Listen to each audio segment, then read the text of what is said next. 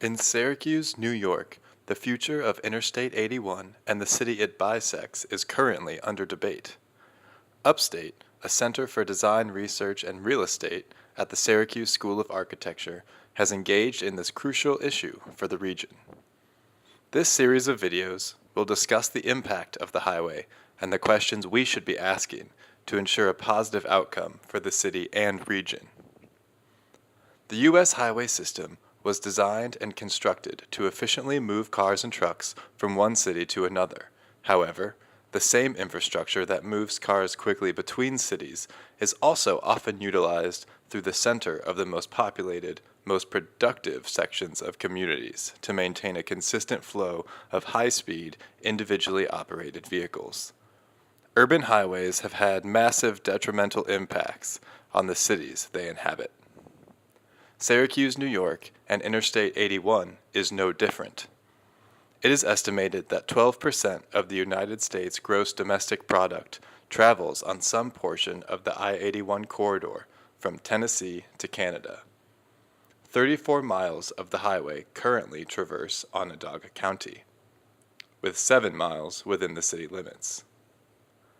Now many portions of the elevated highway bridges in the city will soon reach the end of their useful life. The New York State DOT has determined that something must be done before these conditions become unsafe. At the start of this new public process, we must ask, how can we as a community create an outcome that reconnects our city and efficiently handles traffic volume?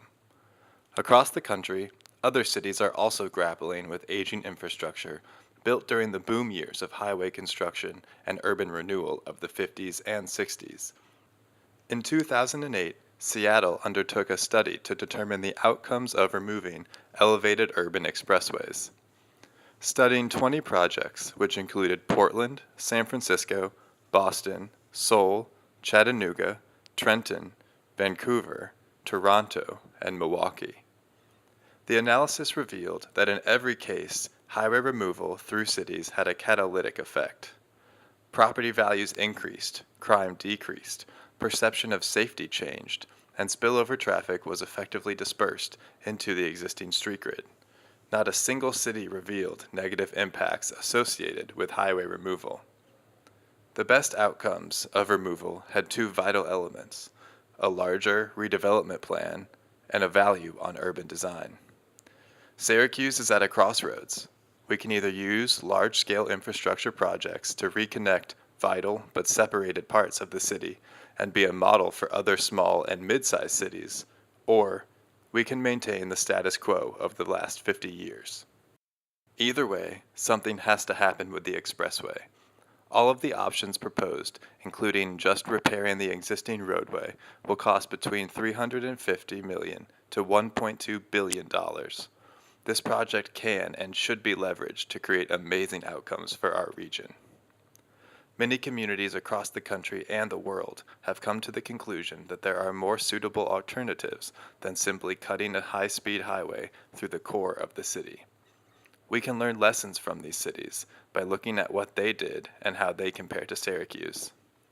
Using available data and creating legible graphics, we can find similarities as well as acknowledge the differences in cities that decided to remove urban expressways, cities where freeways end and become boulevards, as well as cities with well-designed urban streets.